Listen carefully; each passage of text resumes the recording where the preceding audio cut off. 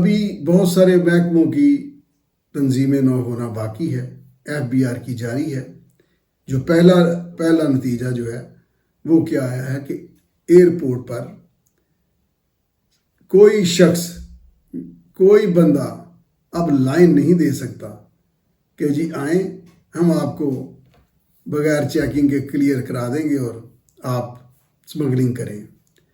اب آتے ہیں کہ وہ جو لوگ جن کی میں نے بات کی کہ تمہارے 2 دانت میں نے شامل کر لیے تھے، ظاہر ہے جن ایجنٹس کا، جن پھیرے بازوں کا، جن کرپٹ اہلکاروں کو ادھر ادھر کیا گیا ہے، وہ پھر باتیں بناتے ہیں اور ان کے جو آگے سپوکس پرسن ہیں، جو آگے ان کی بات کرنے والے ہیں۔ میں ایک دن کسی ویلاگ پہ دیکھ رہا تھا، بڑی مدکوک شکل کے، میں کیا کہوں ان کو، شکل تو خیر اللہ نے بنائی ہوتی ہے، یہ کردار بندے کے بنا دیتے ہیں۔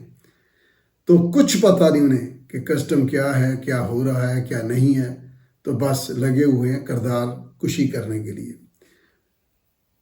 ایسے لوگوں کو جو فیک نیوز بناتے ہیں، ان کو میرا خیال ہے کہ اللہ کا یہ حکم قرآن عظیم میں پڑھنا چاہیے کہ اللہ کی جھوٹوں پر لعنت ہوتی ہے، اور ویسے بھی کہتے ہیں کہ گنہگار اپنے چہروں سے پہچانے جائیں گے۔ انسان کا پونا کریکٹر، میں خوبصورت بدصورت کی نعوذ باللہ بات نہیں کر رہا، کریکٹر کی ایک اپنی روشنی ہوتی ہے، کریکٹر کی چہرے پہ اپنی ایک پہچان ہوتی ہے، تو وہ پہچانا جاتا ہے۔ میں سمجھتا ہوں یہ اتنا سچائی کا قحط ہے اس دور میں، فیک نیوز اور پاپولسٹ نظریات، بے تکی باتیں کہ تردید کرنے والا جو ہے اس کی عمر بیت جائے وہ تردید نہیں کر پائے گا کہ معاملہ یوں نہیں یوں تھا۔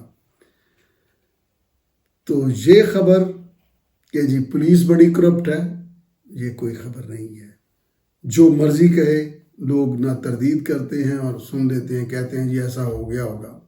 کسٹم بالکل عدلیہ کے حوالے سے بھی یہی کہا جاتا ہے کہ جی اتنے نمبر پہ امینی آ گئے، کوئی ادارہ بچا نہیں ہوا۔ ویسے کسٹم کے حوالے سے تو پوری دنیا میں تحفظات ہیں، لیکن آج کی خبر یہ ہے کہ ایئرپورٹس پر کرپشن نہیں ہے۔ اب کرپشن جہاں کوئی 85% ہو جائے نا، اس کو کہتے ہیں کہ یہ سارا ڈپارٹمنٹ کرپٹ ہو گیا۔ جہاں کوئی چوری چھپے کوئی روٹی روزی، کوئی سامان کسی مسافر کو تھوڑا سا کر کے فیسیلیٹیٹ، تو اس سے کوئی بخشش